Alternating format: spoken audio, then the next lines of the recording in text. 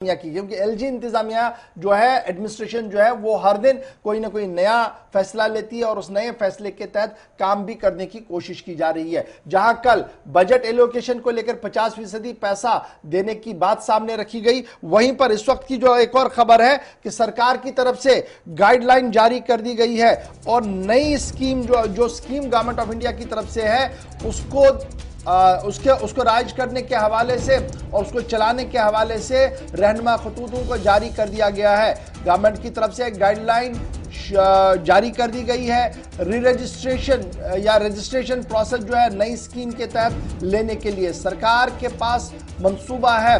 एक मरकजी कानून के तहत रजिस्ट्रेशन हो सकती है और उस रजिस्ट्रेशन का फायदा जो है वो यहाँ के लोग सनतकार जो है वो उठा सकते हैं। जिनको सेक्रेटरी लेवल कमेटी और चीफ सेक्रेटरी लेवल की कमेटी, यानी 2 कमेटियां इसमें बनाई गई हैं जो अप्रूव करेंगी रजिस्ट्रेशन को, यानी जिन यूनिट्स को रजिस्टर होना है मरकजी कानून के तहत उनके लिए 2 अलग-अलग कमेटियां बनाई गई है। सेक्रेटरी लेवल की एक कमेटी है और चीफ सेक्रेटरी लेवल की कमेटी एक बनाई गई है।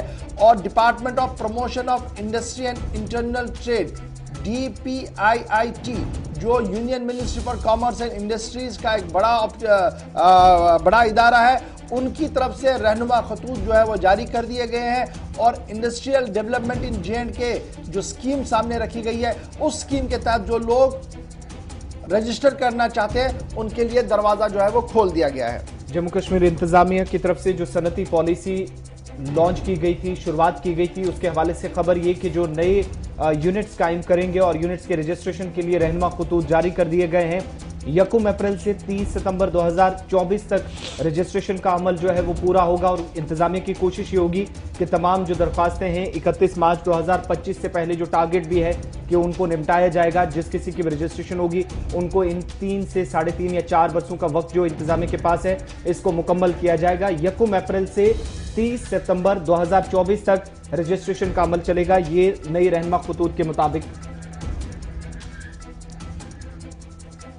और इस बीच आपको बताते चलें कि जो department of promotion of industry and internal trade यानी DPIIT, जिसके बारे में इशफाक ने आपको बताया कि जो मरकजी वजारत के साथ राह रास्त राब्ते में है और जम्मू कश्मीर के अंदर सनतकारी की इस पॉलिसी को मजीद वसअत देने के लिए, इसके फरोग के लिए और उन लोगों को जिन्हें नए यूनिट होल्डर्स बनाया जाएगा, नए यूनिट कायम करने का मौका जम्मू कश्मीर के अंदर मिलेगा, उनके लिए खासतौर से नई गाइडलाइंस का ऐलान किया गया है।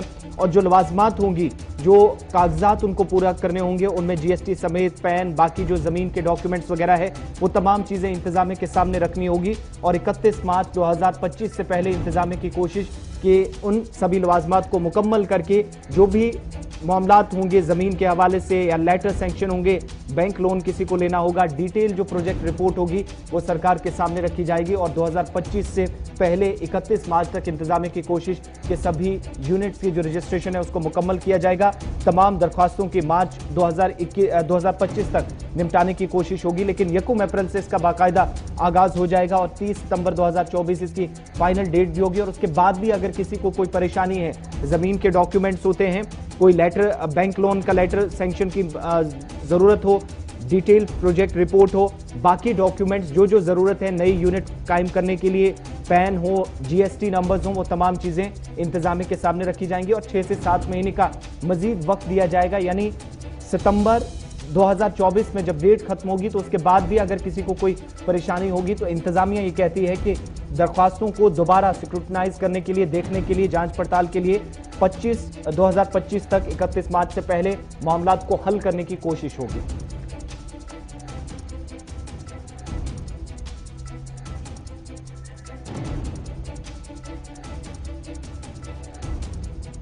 कौन सा नंबर नहीं मिल रहा? आप नंबर है ना उसके, ये तो मिल गया यहाँ से। और हिलाओ।